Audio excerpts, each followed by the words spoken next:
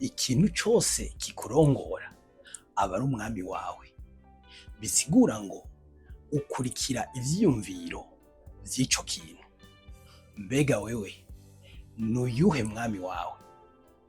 Nimba wifuza kubimenya, nikaze au tableau tubihageko.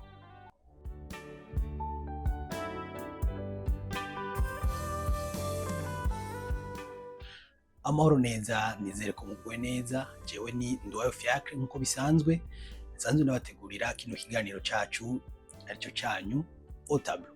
No musi dufise ikiyago ciza canke se topic nziza ivuga ngo mbega ninde mwami wawe?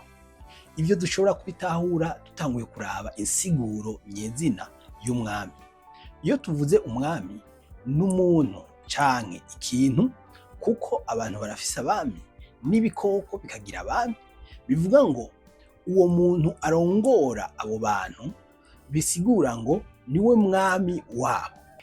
Uwo nawe aba afise amategeko canke se ivyiyumviro asangiza abo bantu, maze abamwizeye bakamukurikira. Uno musi tugiye kurabira hamwe ibice canke se ubwoko bw'ibintu bitatu bishobora kuba umwami w'umuntu kuri uno musi canke se muri kino gihe.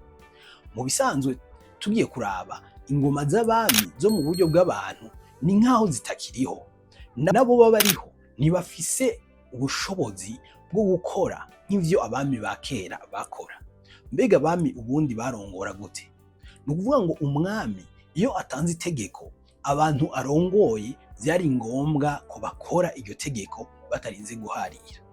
Nuno musi hariho ibimeze nk'uko, bisigura ngo ivyo bintu nivyo birongora abantu mu vyo basanzwe bakora. Ikintu ca mbere tugiye kurabira hamwe ni ikintu citwa internet. Ico naco kikaba ari ikintu kirongora abantu muri kino gihe ku rugezo rudasanzwe, aho abantu batacumva ko n'ubwabo bokwirongora batarongowe n'ivyo bintu. Bisigura ngo abantu baragerageza uburyo bwose bashobora kuraba amategeko canke se amabwirizwa canke ibigezweho byo kuri internet kugira ngo bashobore kubigenderako. Urabe abantu benshi muri kino gihe barashaka kwishushanya canke se barifuza kwigereranya n'abantu baba babonye ku ma réseaux sociaux, yaba amafoto canke n'ibitandukanye, ugasanga bashaka gusa nabo. Bisigura ngo réseaux sociaux canke se internet yabaye umurongozi w'abantu mu buryo nabone badasobanukiwe. Urabe umuntu arashobora gufata umwanya muniniya cane ari ku telefone, ku buryo n'ivyo yari yateguye gukora kuri uwo musi ashobora kubisimbiza akabishira ku wundi musi ukurikira, kubera ko yagumye kuri telefone yigeze ayivako. Ivyo ngira ngo na wewe ushobora kuba uvyiyiziko. Ariko nimba biri uko bimeze, bisigura ngo uwo n'umwami wawe kuko ukurikira amategeko yiwe. Ico ni cambere gishobora kutwereka yuko gishobora kurongora umuntu yabikunda canke atabikunda, ugasanga ariko akora ivyiyumviro canke se ivyo yabonye bihwanye n'ivyo yamye yihweza ku mbuga zitandukanye. Ikindi naco tugiye kurabira hamwe ca kabiri cerekana yuko gishobora kuba umwami w'umuntu n'amafaranga. Amafaranga vy'ukuri arashobora kurongora umuntu ku rugezo rwaho ivyo akora vyose atabonye amafaranga adashobora kubikora. Bisigura ngo umwami wiwe n'amafaranga. Ashobora no guheba abavyeyi, ashobora no guheba umugore canke umugabo, ashobora no guheba abana, wewe yiruka ku mafaranga.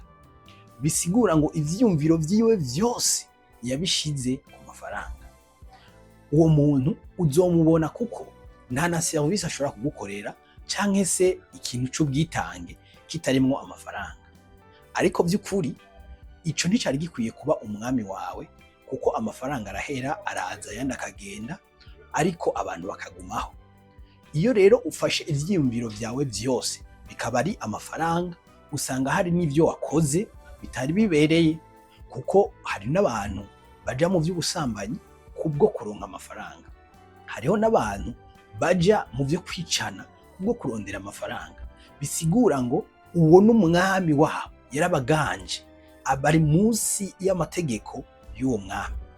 No munsi ushishikare kwiyumvira, mbega jewe ninde ari umwami wanje?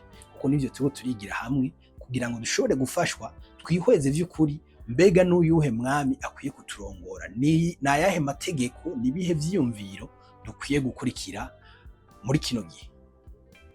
Ikindi naco ca gatatu gishobora kukubera umwami ni Imana, canke se tuvuge umwami Yesu. Dushobora kumenya ko Imana ariyo iriko iraturongora iyo turiko turakurikiza amategeko yayo, bisigura ngo ivyiyumviro vy'Imana. Ivyo navyo ntahandi tubisanga ni mw'ijambo ryayo. Igihe dusomye ijambo ry'Imana turashobora kubona ivyo Imana yategetse kugira ngo dushobore kubikurikiza. Iyo uriko urabikurikiza rero bisigura ngo uba wemeye yuko Imana ari ikurongora. Iyo Mana nayo ntahandi igaragarira ni mu nyigisho dusanga intumwa zayo zagiye zitanga. Iyo tuvuze intumwa turavuga abatandukanye ba Mose n'abandi batandukanye, ariko cane cane intumwa yigishije vy'ukuri tukabona ko ivyo bintu ari ukuri, ari nyezina, ni umwami Yesu Kristo. Iyo tugiye kuraba inyigisho z'umwami Yesu Kristo, ni inyigisho ziri mu mpande zitandukanye zitwereka uko vy'ukuri umuntu ashobora kugendera mu nzira nziza y'Imana yifuza. Iyo rero ufashe ingingo yo kuvuga ngo ndakurikira umwami, bisigura ngo uwo mwami ivyo ategeka, ivyo akunda nivyo ukunda, ivyo ategeka nivyo ukurikira. Nawe ndakwifuriza kugira ishaka ryinshi cyane ryo guhora usoma ijambo ry'Imana kugira ngo ushobore gutahura vy'ukuri umwami ukwiye gukurikira, kandi uzobona ko n'ibindi bitandukanye bizogenda bikurikira. Kwa rero n'ijambo rivuga ngo mukurikira ivy'ubwami no kugororoka, ibisigaye vyose muzobihabwa nk'inyongera. Mbega iyo tuvuze ibisigaye umuntu ashobora guhabwa nk'inyongera nibihe? Ubundi abantu benshi bitwararika ivyo mu buryo bugaragara nk'ibifungurwa, ivyambagwa ndetse n'ibinyobwa. Iyo umuntu ariko ararondera amafaranga, burya kenshi nta kindi aba ariko ararondera, aba ashaka kugira ngo aronke ibifungurwa, aronke ibinyobwa canke se n'ivyambagwa. Mu bisanzwe abantu bagira ishaka n'umwete ryo kurondera amafaranga nivyo kenshi baba barondera.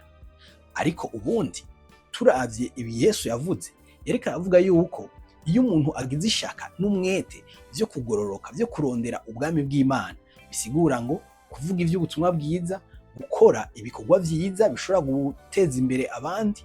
Ivyo bikorwa iyo uriko urabikora akaba ari vyo umwami wacu ategeka, ivyo bikorwa iyo uriko urabikora bikuzanira na vya bindi vyose utagiye kurondera vy'ibifungurwa, vy'ibinyobwa n'ivyambagwa. Usanga uwo mwami Yesu Kristo agendera cinzira aho wowe utari kwiyumvira yuko aho hantu inzira yohaba. Rero ndaguteye intege cyane zo kugira umwete cyane wo gukurikira umwami Yesu n'inyigisho ziwe. Uko iyo tuvuze ngo turakurikira umwami Yesu, bisigura ngo turi intumwa ziwe canke se abigishwa biwe. Mu Gifaransa niho bavuga ngo les disciples. Iyo tuvuze disciple naho ni ijambo ririmwo amajambo novuga ko ari abiri, ariko cane cane ijambo ririmwo twumvamwo ni ijambo bita discipline. Discipline ni ukuvuga ngo ni urutonde rw'ibintu kanaka ubwirizwa gukurikiza kugira ngo vy'ukuri ugaragare kuri umwigishwa w'uwo muntu. Iyo umuntu adakurikiza inyigisho yumvise ku muntu kanaka canke se ku mwigisha wiwe, uwo muntu ntiyovuga yuko ari umudisciple wiwe canke se intumwa yiwe, abamubesha. Kuko abwirizwa, nimba uri umwigishwa w'umuntu kanaka, ubwirizwa gushira mu ngiro inyigisho ziwe.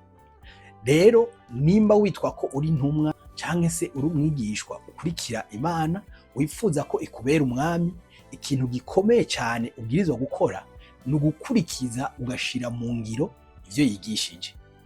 Rero ndagutumiriye kugira umwete mwinshi cyane wo kwama urimbura ivy'ijambo ry'Imana, wo kwama ukurikira vy'ukuri kurondera Imana. Ivyo nivyo bizokuzanira yuko Imana izoba umwami wawe ibihe vyose. Nuko nabashimiye no munsi twariho turiga turabira hamwe ibintu vyoba birongora abantu muri kino gihe, turaba mbega n'uyuhe mwami dukwiye gukurikira. Twabonye yuko ibintu bigera kuri bitatu bishobora kurongora umuntu. aho twabonye ivya mbere ari internet, aho twabonye yuko abantu bashobora kugira ishaka ryinshi ryo kwama bari kuri internet kugira ngo bamenye amakuru agezweho, kugira ngo bamenye ivyo bokora mu buzima bwabo. Ikindi naco twabonye yuko amafaranga ashobora kurongora umuntu ku buryo aba atakimenya gukora ibintu bisanzwe atabonye amafaranga. Ikindi twabonye ca gatatu nuko Imana ari ishobora kukubera umurongozi. Twabonye yuko ishobora kukubera umwami vy'ukuri, akurongora mu bintu bikwiriye igihe ukurikije inyigisho ziwe canke se zayo biciye mu mwami wacu Yesu Kristo yagiye yigisha. Nuko ndabashimiye cyane, nizere ko mwize vyinshi. Nkuko bisanzwe abakunze inyigisho zacu urashobora kugira j'aime ndetse ukagira na partage kugira ngo izinyigisho zishobore gushikira abantu benshi. Abataragira subscribe namwe murashobora kugira subscribe kugira ngo igihe cyose tuzoba dushizeho inyigisho uzobe uwa mbere kuzikurikira. Nuko ndabakunda cyane, murakoze.